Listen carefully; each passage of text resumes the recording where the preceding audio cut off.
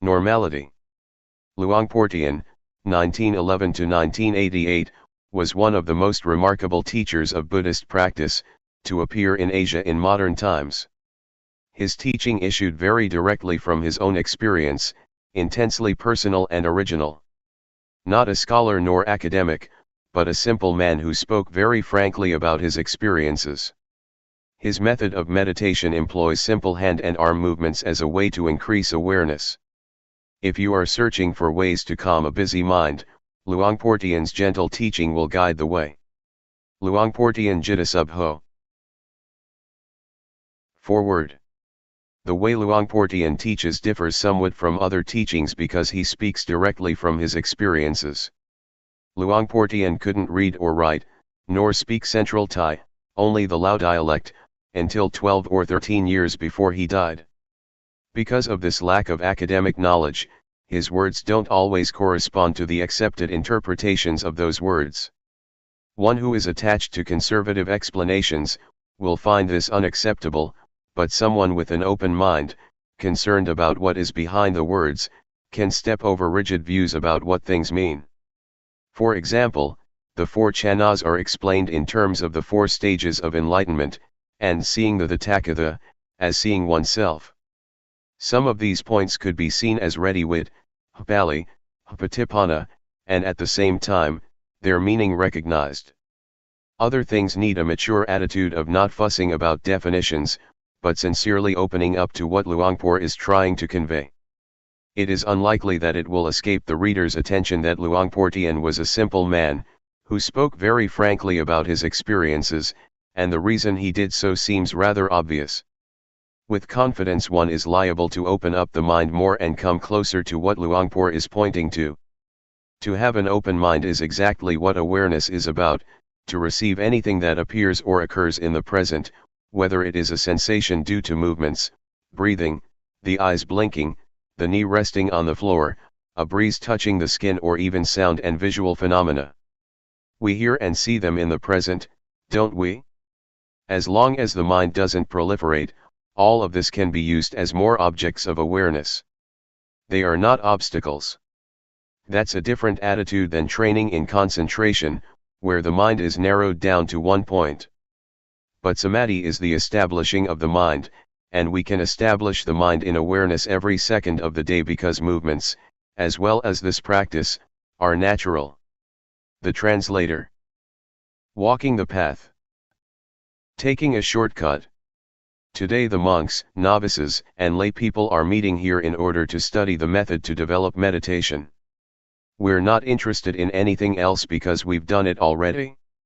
For example, making merit, being generous, upholding precepts and doing tranquility, meditation.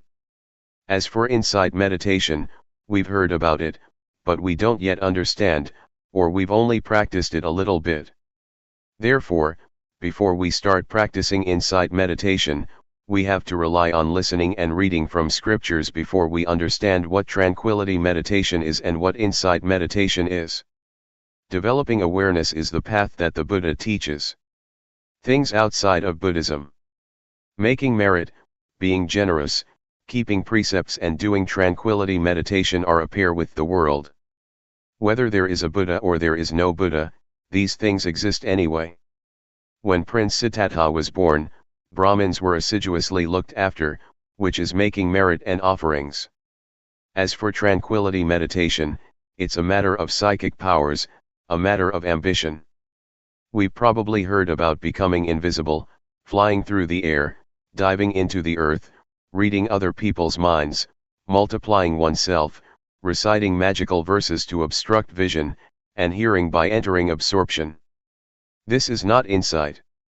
According to the Buddha's biography, when Prince Siddhartha ordained, he studied with the hermit Alara, and mastered 7 absorptions, 4 form absorptions and 3 formless absorptions. But suffering still existed. That is to say, there was still greed, hatred, and delusion. He was not satisfied with this and so studied with the last teacher, the hermit Utthaga, until he mastered the 8 absorptions, 4 form absorptions and 4 formless absorptions. The hermit said, "That's as much as I know." But the prince was still not satisfied because there was still greed, hatred, and delusion. He wasn't liberated from suffering yet. This shows that tranquility is not able to put an end to suffering. After this, the prince tormented himself, together with the 5 ascetics who were following him. He fasted until his body was so thin that it was just skin over his bones, and he held his breath. But even after doing all this, greed, hatred, delusion, satisfaction and dissatisfaction still persisted. There were still defilements. Things inside Buddhism. So the prince gave up those methods and started to eat fruit. Because of this, the 5 disciples avoided and eventually left him, so he practiced by himself. Having eaten some rice offered by Miss Suchata, his body recovered strength. He reflected on the various methods that he had been practicing but which were not capable of shaking off the defilements. He still had troubles and suffering. So the prince turned around and looked at his mind and was, at last, successful. He attained Anuttara Sammasambodhiyana and became the fully enlightened Buddha. He was able to conquer all the defilements and to extinguish suffering, leaving only coolness. His body was back to normal and his mind was free of suffering at last.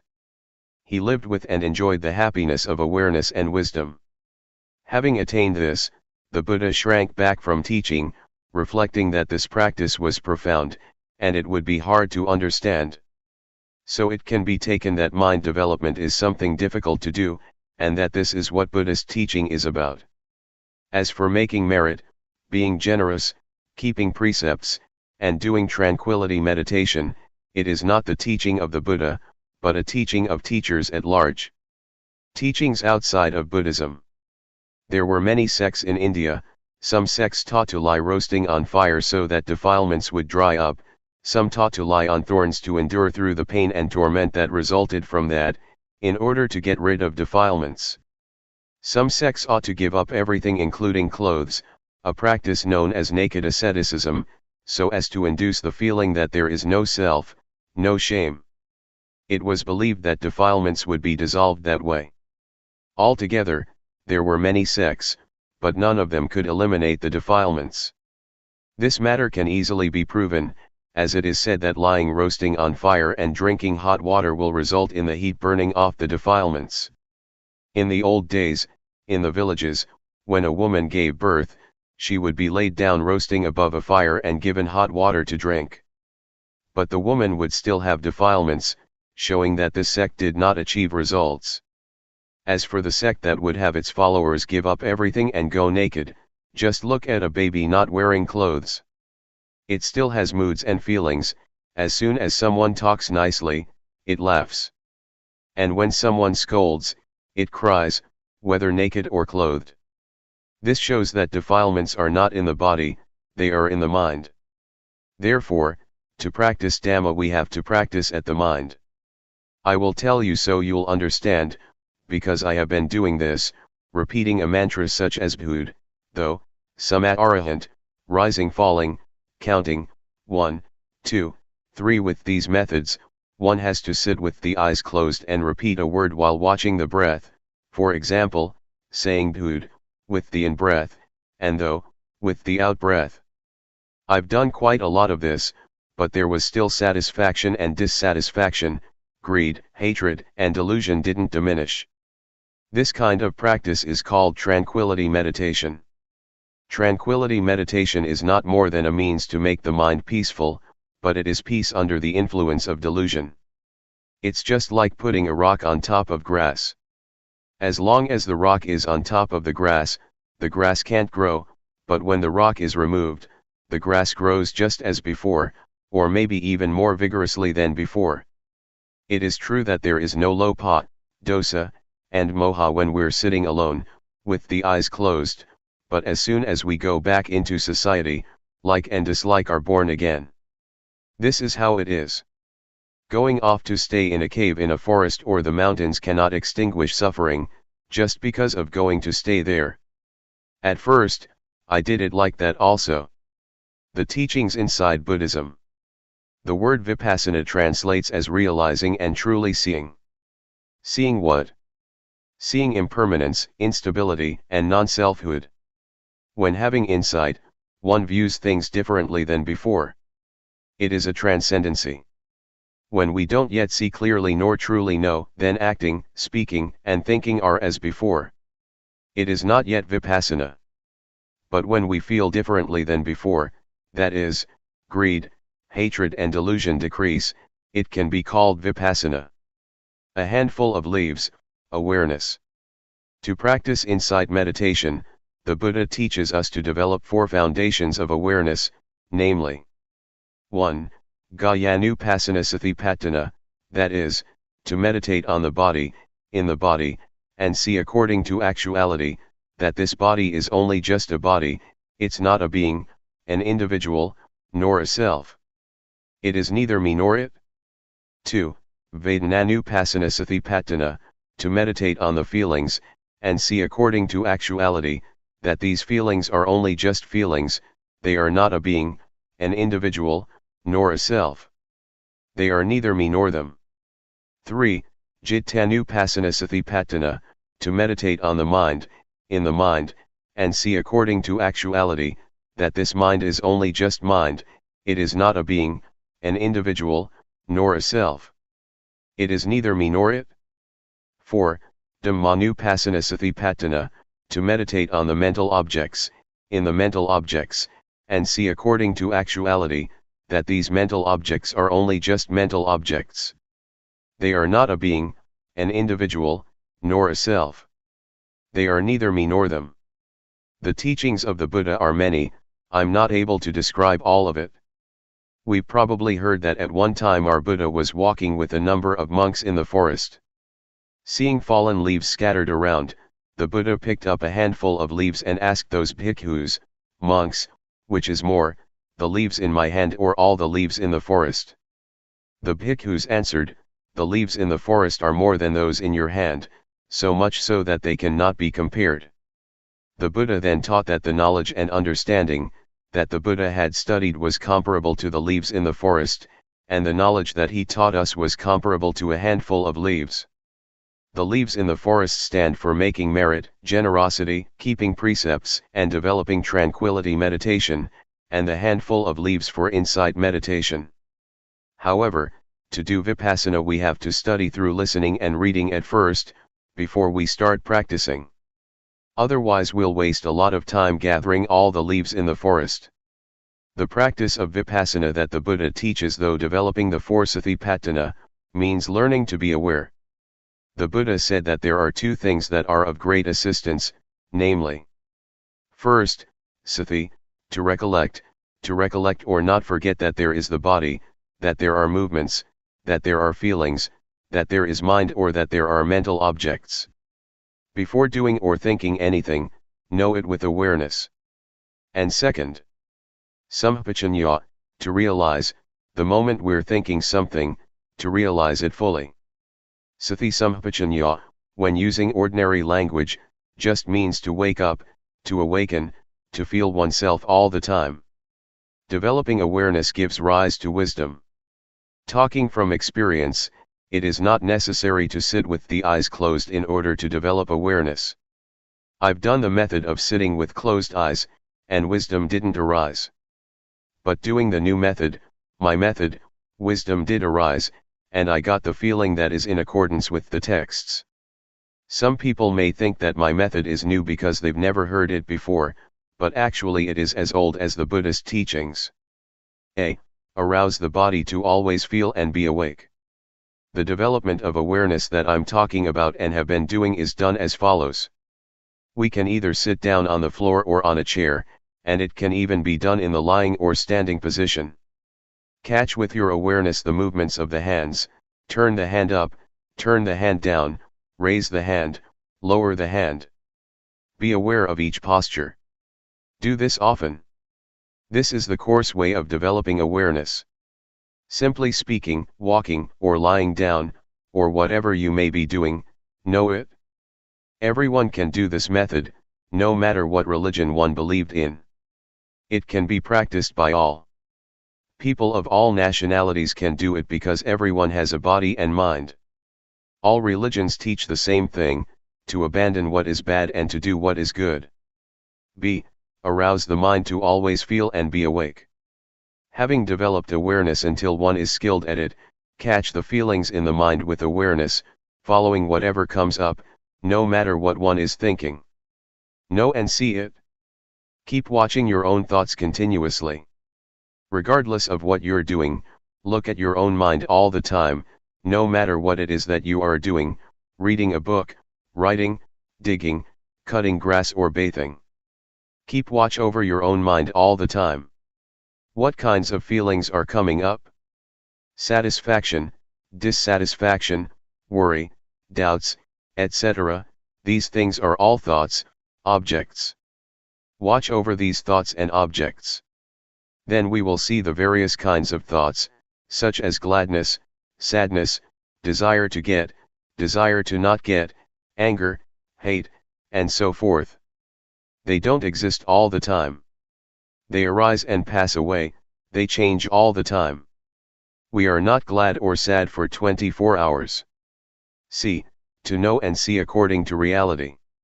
Change, arising passing away, is what the Buddha showed to be impermanence, instability and non-selfhood. So don't follow moods. The Buddha proclaimed that he was enlightened by working with the mind. We have to look at our minds. Watching the mind is turning on the light by using the switch. When we do this often, awareness will become nimble and quick. Awareness will intercept greed, hatred, and delusion and prevent it from arising. Awareness and concentration are together. As for wisdom, it means knowing and seeing clearly. In Pali, it says Nati Panyasama, meaning there is nothing as bright as wisdom. And Sati they sung Navaranung, meaning awareness is that which prevents the stream of defilements. There isn't anything that is fast enough to hold back this stream, other than Sati. It is this awareness and wisdom, that come and contact, know, see, and stop it, not letting us become deluded. This is because Sati, Samadhi, Panya, is opposite to dosa, moha, lopa. If we don't see, know, and understand, there is full greed, hatred, and delusion. It is comparable to nighttime, when it's dark. As soon as we light a candle there is light and the darkness disappears, because darkness is afraid of light. As soon as the candle goes out, the darkness immediately comes back. D. Peace as result. That I'm giving some reflections and explaining, this shortcut method of practice is in order for you all to take it, and practice with it, so that you get quick results and don't have to waste time. This method can be used in daily life, there is no need to stop working in order to practice. Some people have practiced a bit already, and some people have only just heard it. Some people who have never heard it might feel displeased. If that's how you feel, then discard that feeling first, the knowledge that you have learned before. Put it down for now and test out what I'm saying, try it out and you will know what the results that arise are like. I dare to guarantee that, this method is at least 80% right according to what the Buddha teaches. Talking according to just my own personal feeling, it is 100% right, because having practiced it, I know that it alleviates greed, hatred, and delusion. When those things diminish, peace arises instead. E. Full awareness as result. I'd like to give another example. Take a glass. We can see that there is air in the glass. When we pour water into it, the air goes out and the water is in it instead. Then, when we pour the water out, the air goes back in and replaces the water. This compares with our turning up the hand. We know, we have awareness, sati comes to replace not knowing, delusion. Not knowing goes out of our minds. Do it often. Catch the feeling often, in all postures. Sati will increase, and delusion, not knowing, will decrease just as the water replaces air in the glass. Maybe some of you have heard about, or have been taught, to make merit, for example by building a ceremonial hall or temple, and you get merit for this or that many eons. And you've probably heard that, 100 years on earth equals one year in heaven. The angels throw one sesame seed in a pit that is 100 leagues deep. When it is full, that's 1 eon. Other than that, you've probably heard that to once put food into a monk's bowl, you get rewarded for 6 eons, sending a container with food to offer to monks, one gets rewarded for 5 eons, to send food for the midday meal, 5 eons. These things are puzzles, but some people don't understand. If you want to understand, you have to practice, to develop awareness, by turning the hand up and down, feeling it. Before, we would do things without sati, not feeling anything at all. It's comparable to an abyss or pit that is empty, nothing in it, just like in that puzzle. But when training in awareness, catching the movement in all postures, for example, blinking the eyes, sitting and lying down, we are aware, feeling it, knowing it. When doing this, sati increases, just like the sesame seeds that fall in the pit, or abyss that is 100 leagues wide, and 100 leagues deep. The aim of this comparison is that we train a lot in awareness, and that we do it a lot in order to get results, to make sati full, so that we are not negligent or deluded. When we have developed the 4 foundations of awareness, as described earlier, we will have the ability to really contemplate, ponder, and understand the various problems in our minds. Developing awareness in the right way will yield results within 3 years. It says in the scriptures that whoever develops the 4 satipatthana in the right way, and as continuous as links in a chain, will receive one of the following 2 results, at most, within 7 years, medium within months, or as fast as 1 to 15 days to become, 1, an arahant, or 2, an anagama, i.e., one who is nearly fully enlightened, in this very life. As for the way of developing the awareness that I'm talking about, if you really do it, knowledge and understanding will arise, and suffering will diminish, within at most 3 years, medium within 1 year, or as fast as 1 to 90 days. We will know, see, and understand, and our life from then onwards will have happiness and no suffering. To practice like this, we don't have to spend money, we can do it an hour a day, or 5 minutes. Even hearing about it often makes the defilements gradually diminish. Greed, hatred, and delusion are evil, they are suffering. To get angry once is evil and is suffering one time. Evil and darkness are the same. Darkness means not seeing, not knowing, not understanding. Merit and knowledge are the same. When we understand, we are at ease, we don't have suffering and we don't doubt. If the mind is dark, there is suffering and doubt. For example, doubt that we're going to be reborn like this and like that after death.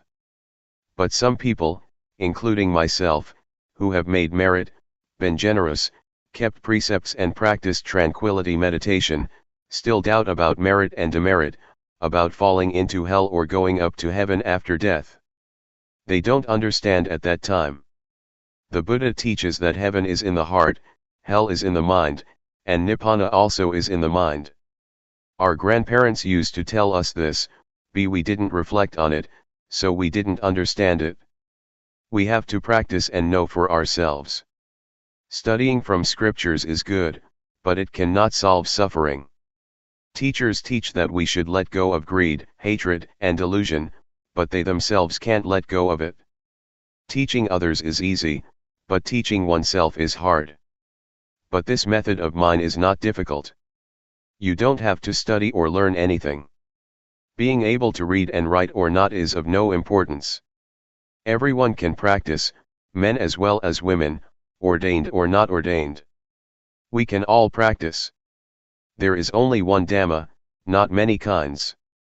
To say that the Dhamma of a person who keeps 5 precepts is one thing, that the Dhamma of a person who keeps 8 precepts is another thing, The Dhamma of an ordained person is another thing, the Dhamma of a lay person is another thing, the Dhamma of a person who practices insight meditation yet another thing. That is a different matter. That is not what I'm talking about. I say that there is only one Dhamma. Dhamma is to finish lopa, dosa, and moha. Doing this is what virtue and Dhamma are. It says in the scriptures that virtue is the means to eliminate coarse defilements, concentration is the means to eliminate medium defilements, and wisdom is the means to eliminate subtle defilements. But can we really eliminate them? No. Why not? Because we don't do it properly. The word defilement stands for greed, hatred, and delusion, but most of us understand it only as materialistic, that having money, a big house and a smart car is defilement. But in reality, those things are not defilements. They are just things that come from being diligent and knowing how to work, and from knowing how to save and accumulate things. But the defilements that I'm talking about are greed, hatred, delusion, and sorrow. These defilements are not afraid of anyone, not of rich people, not of influential people, not even of monks ordained for a long time, with a title, are they afraid? They enter into everyone's mind. On speaking in another way, we could say that the defilements slap everyone's face. A wealthy person, on being told off a bit, is displeased. This shows that the defilements slap him or her in the face. Or when someone praises him or her, satisfaction arises. This is the defilements slapping his or her face. These defilements are not afraid of anyone at all. They are only afraid of those who are disciples of the Buddha. They are afraid of those who develop the four foundations of awareness in the right way. They are ashamed, they don't dare to come close, because that person has the eye to see the Dhamma, the wisdom to see clearly. Of the lay people who have come here today, some people are still young, only 20 to 30 years old. If you develop awareness in the right way, within 2 or 3 years you will go beyond suffering, and during the remaining part of your life, you will just have happiness. Even older people 50 or 60 years old, are the same. Until you die your life will only have happiness. And when you die without suffering. If you still have another 9 or 10 years to live, it will be 9 or 10 years without suffering, with only happiness and coolness of mind.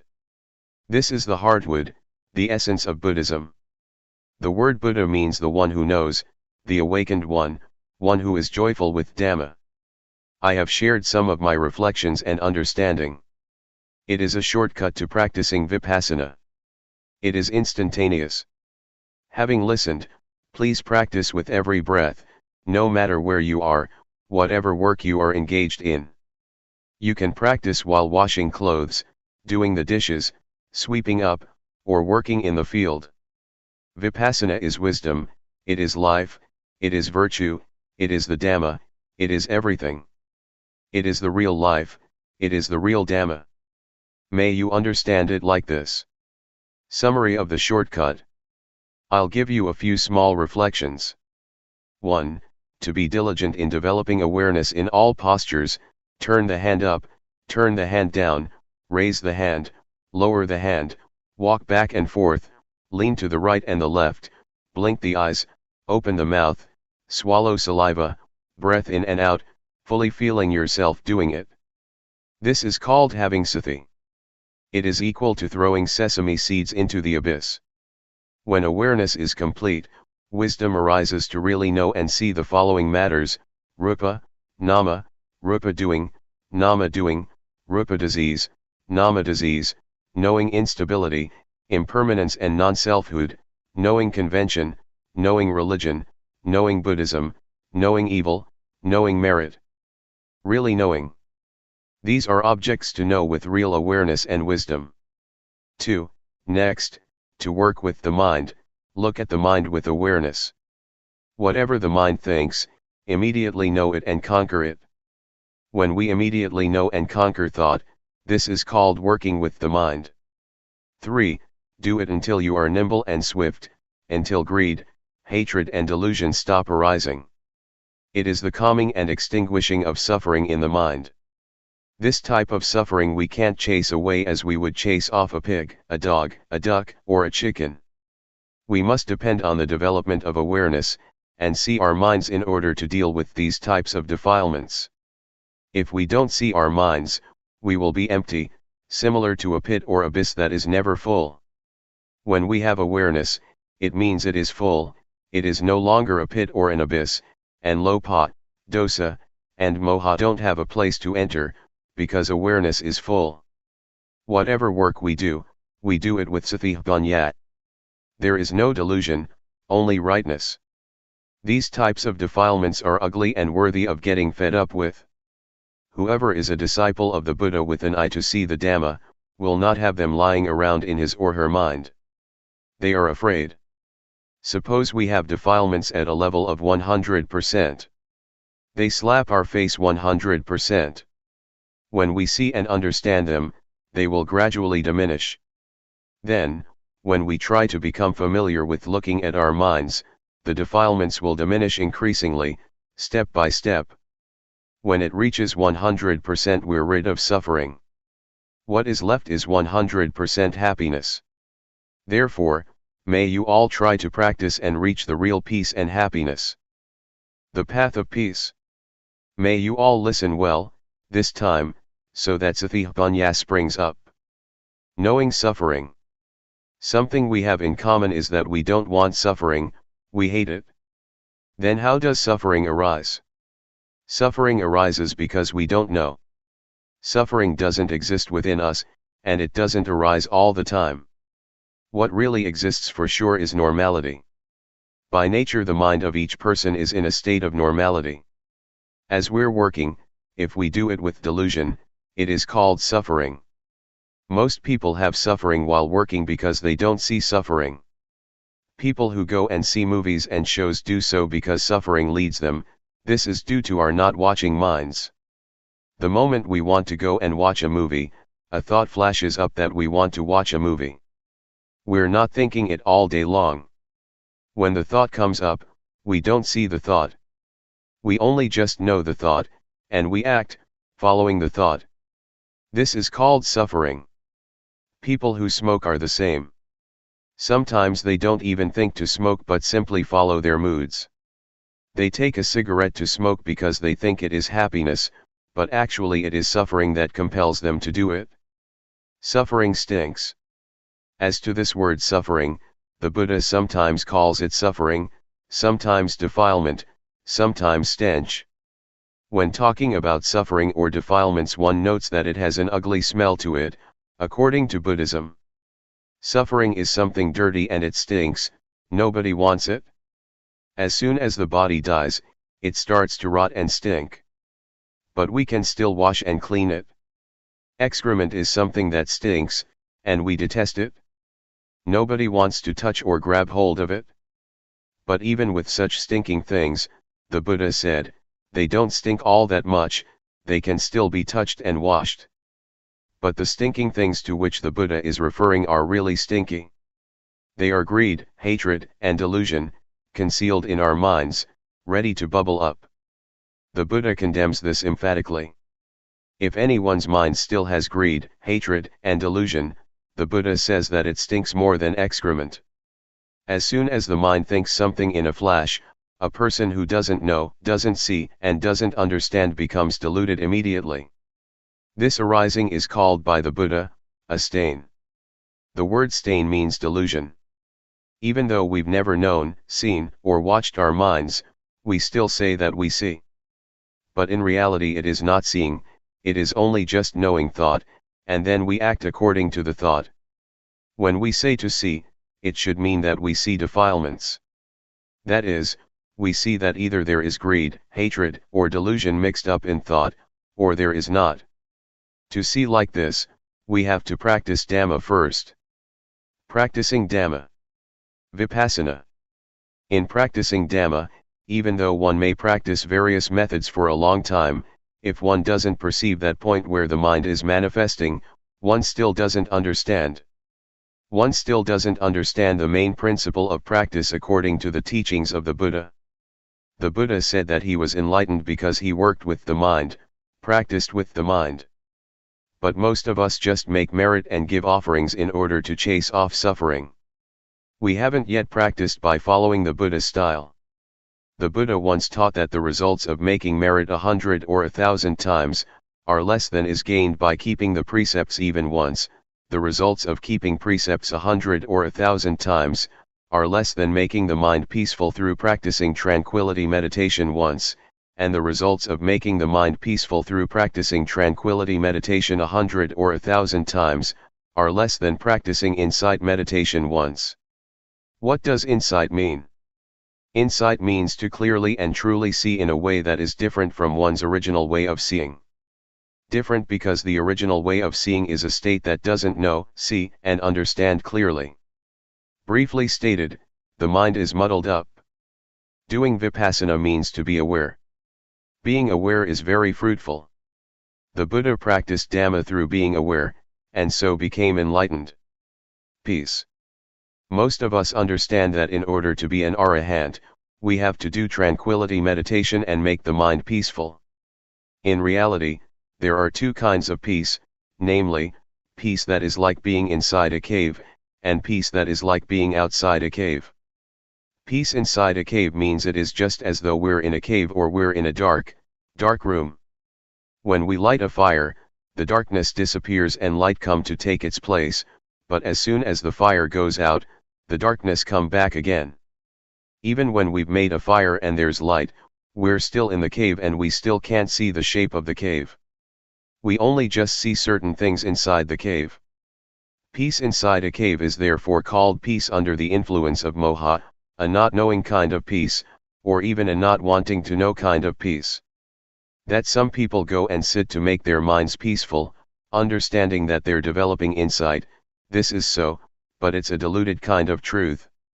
As for peace outside a cave, it's just like being outside a cave, but it's not dark. There's no need to make a fire, and we're able to know and see what the shape of the cave is like. This may be likened to peace that is without delusion, i.e., peace due to the absence of defilements. There is no lopa, dosa, or moha.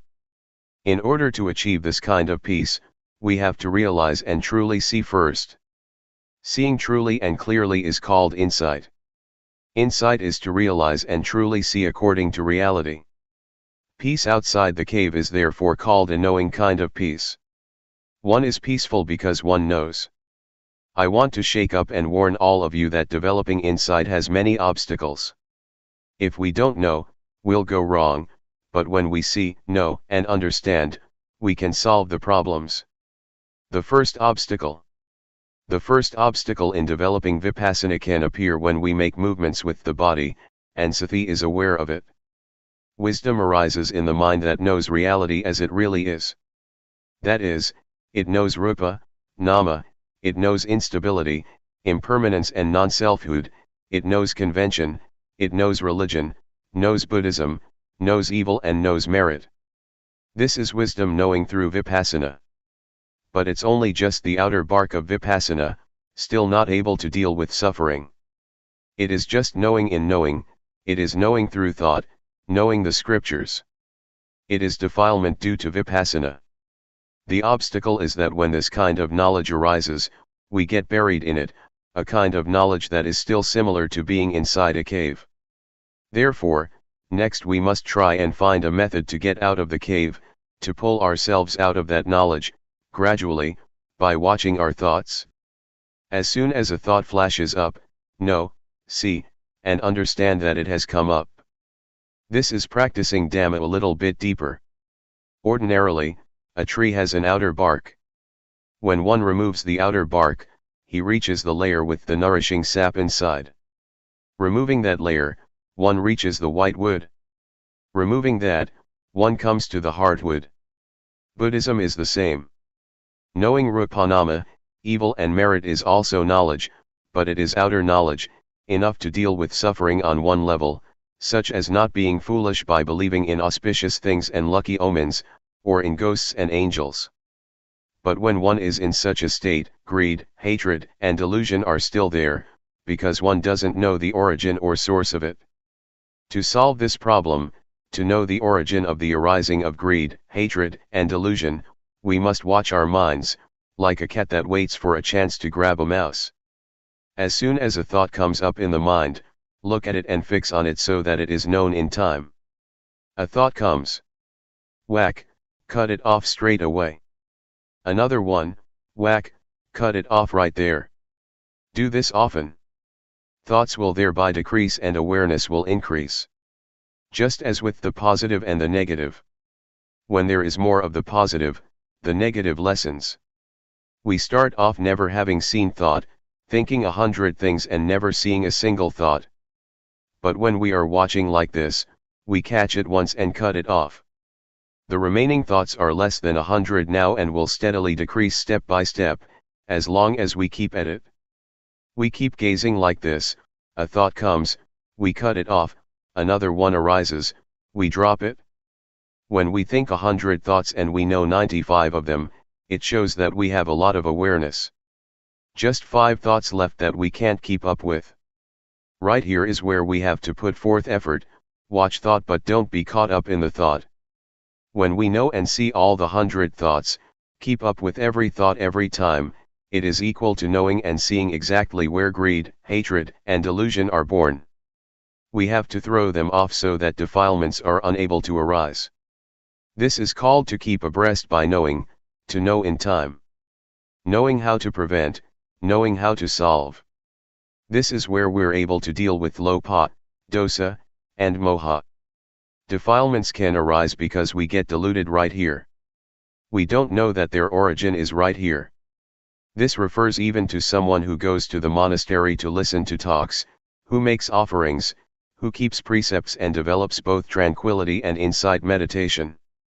If that person has still never seen his or her own thoughts, then that person is still far from the truth taught by the Buddha. Contrariwise, even if a person has never gone to a monastery to listen to the Dhamma, has never made offerings or kept precepts, but is always aware of what his or her mind is thinking, that person equals with knowing. He keeps abreast of thoughts, knows how to prevent, knows how to solve and knows how to conquer every time. That person is close to the truth, the Dhamma taught by the Buddha. Have you ever heard of the Buddha having taught that the Dhamma exists already? But there is nobody with discernment who can dig it up and find it, so it stays undiscovered. Because it is undiscovered, people make merit, give offerings, keep precepts, and do samatha meditation in order to develop good habits. So we believe that it is meritorious and wholesome to accumulate those things for the next life or for the future. This is wrong understanding. The Buddha didn't teach like this. The Buddha taught us to see our own minds. We have heard the story of the monk Wakali, who was attached to the Buddha's body and never looked at his own mind. When he was corrected by the Buddha, he became so upset that he was going to jump from a cliff and die. The Buddha stopped him and taught him that it is difficult to get born as a human being. And it's very rare for a human being to have an opportunity to listen to the Dhamma from a noble person. The Buddha said further that his body was just material. After his death it would rot and stink. That is not the Buddha. The real Buddha can be found within the monk Wakali. It is the Dhamma that is present in all people, that is, cleanliness, brightness and peace, which is the Buddha. The Buddha proclaimed, "Whoever sees the Dhamma, sees me. Whoever doesn't see the Dhamma, doesn't see me, even when taking hold of my robe or my finger." The monk Wakali woke up and started to work with the mind, and he saw his own thinking. Seeing the Dhamma. I would like to remind you once more that the word Dhamma refers to our seeing, our own minds at the moment that we are acting, talking or thinking. This is what is called seeing the Dhamma. I dare to insist that the very life of the Dhamma exists in all people without exception, no matter whether you are a man or a woman, a monk or a novice, no matter what nationality you may have, whatever language you may speak of, whatever clothes you may wear. It's all the same. The Dhamma is the actions of body, speech, and mind. Actions of the body other people can see, actions of speech others can hear, but actions of the mind others are not able to see. You can only see them yourself. For this reason, the monk Wakali felt at ease viewing it like this. Whether he saw the body of the Buddha or not, he would feel at ease because he saw the real Buddha, that is, really seeing according to reality, an ability that exists in everyone. The Buddha once described seeing in this way, with flowers, black, red, white, or whatever color, they are all ready to bloom when touched by sunshine. That I'm giving you these reflections right now is the same.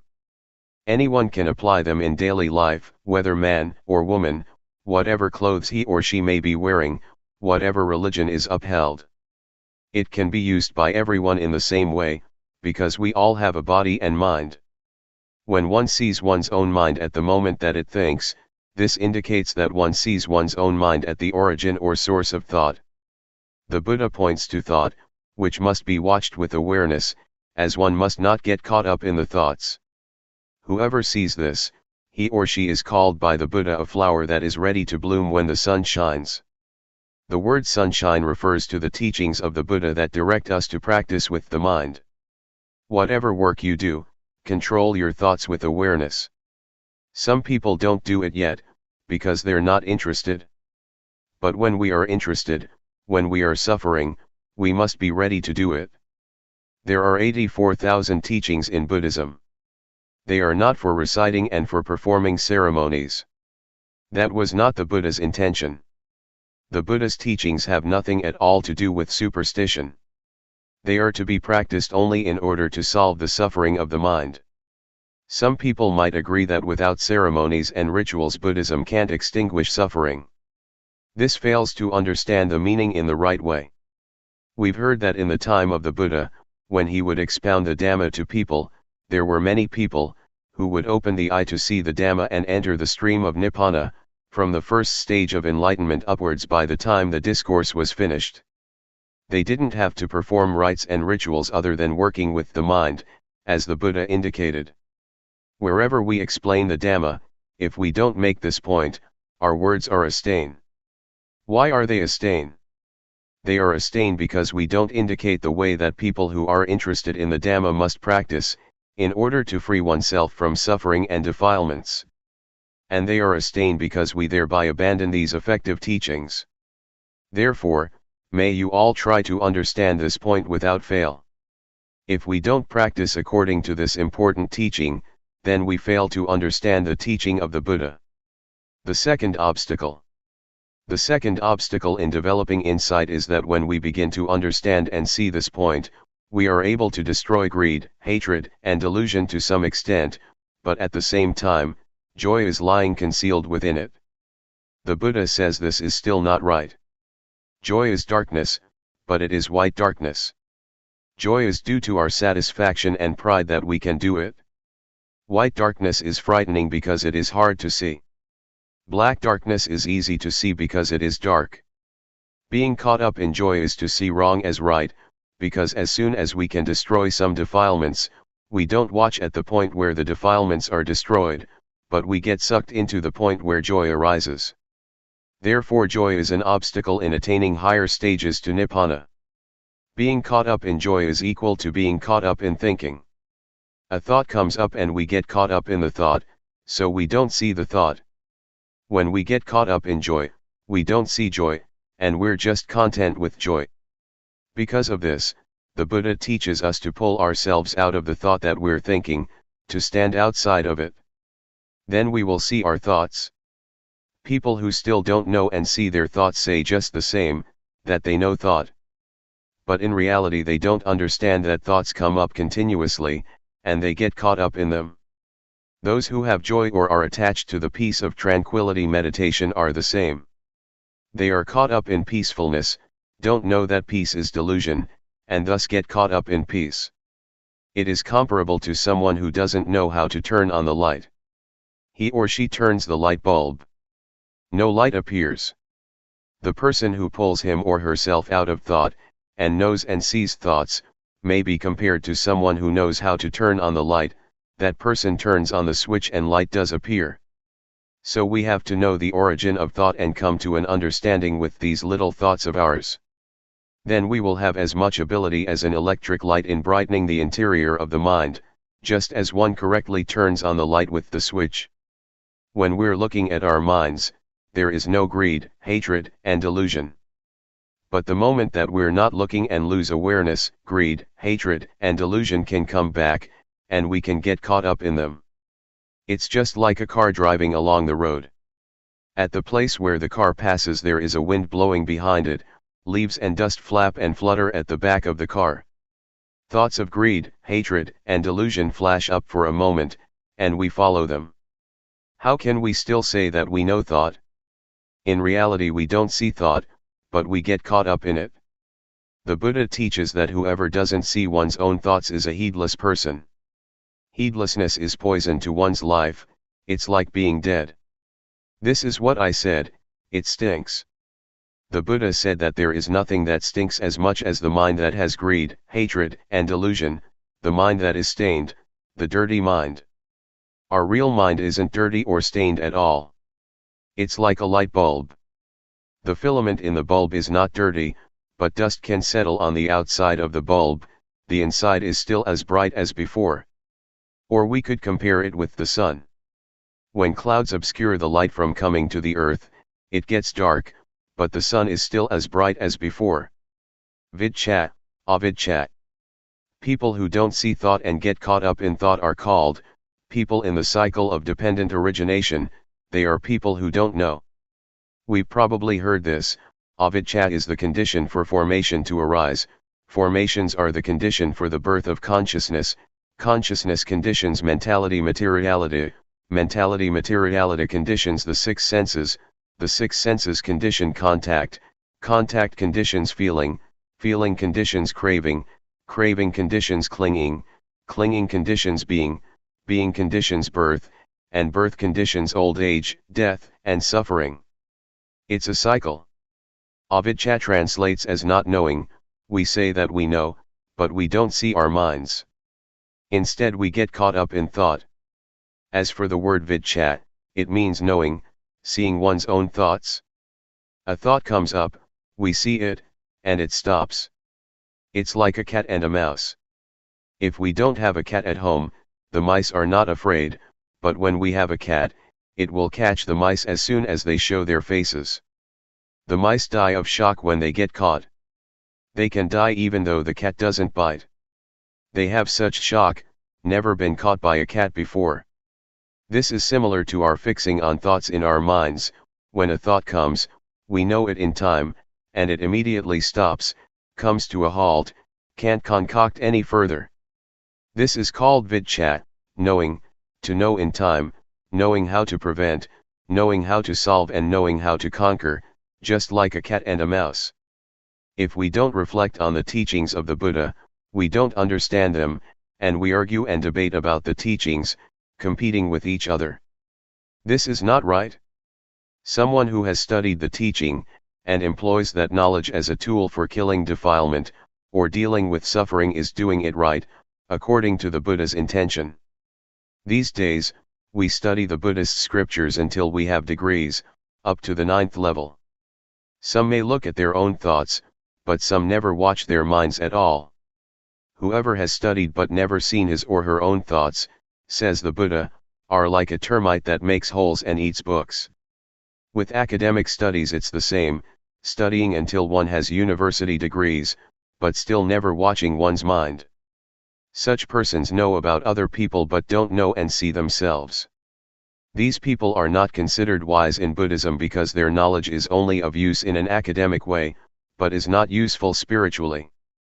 When we have a university degree we should deal with our minds also, that is, eliminate defilements, the coarse ones as well as the medium and subtle ones. Going against the stream of thought. We've all probably heard that the Buddha at one time practiced by tormenting himself, but saw that that method was wrong and stopped it. After that, he partook of food offered by a lady named Suchata. The Buddha asked her, "Do you offer just the food or is the tray included as well?" She answered that all was offered. Having finished the meal, the Buddha took the tray to the bank of the river and made the following resolution: if he would be enlightened, may the tray placed on the water flow against the current. This is not a true story, it's an illustration and has meaning on the level of the mind. The tray is the mind, the water represents the defilements, and the Buddha working with the mind is the action of going against the stream. The Buddha didn't let his mind follow the defilements. The current of the water is the current of thought. Following defilements is easy, everyone is doing it already, and so we have suffering. The Buddha practiced going against the stream of defilements for the extinguishing of suffering by watching the mind, seeing his own mind thinking. As soon as a thought would come up and there was desire to follow what the eye saw, the ear heard, the nose smelled, the tongue tasted, or the body felt, the Buddha saw those thoughts as defilements.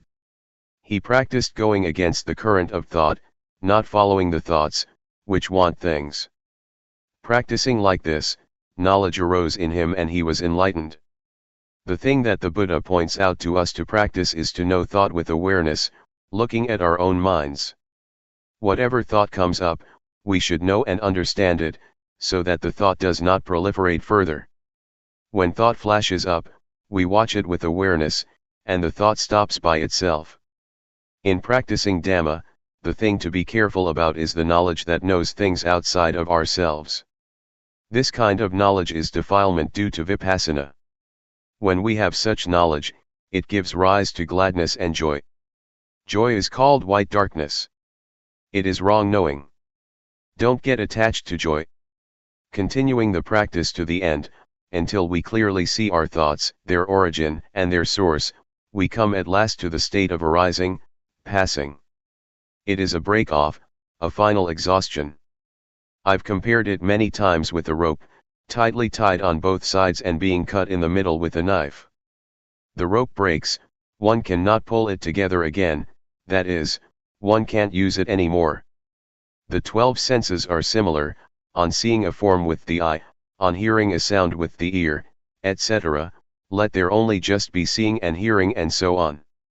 Don't concoct it into beautiful or ugly, good or bad, pleasing or displeasing sound, the sound of a woman, the sound of a man, etc. Just simply see or hear neutrally. But these are still mere words. In practice, we have to look and see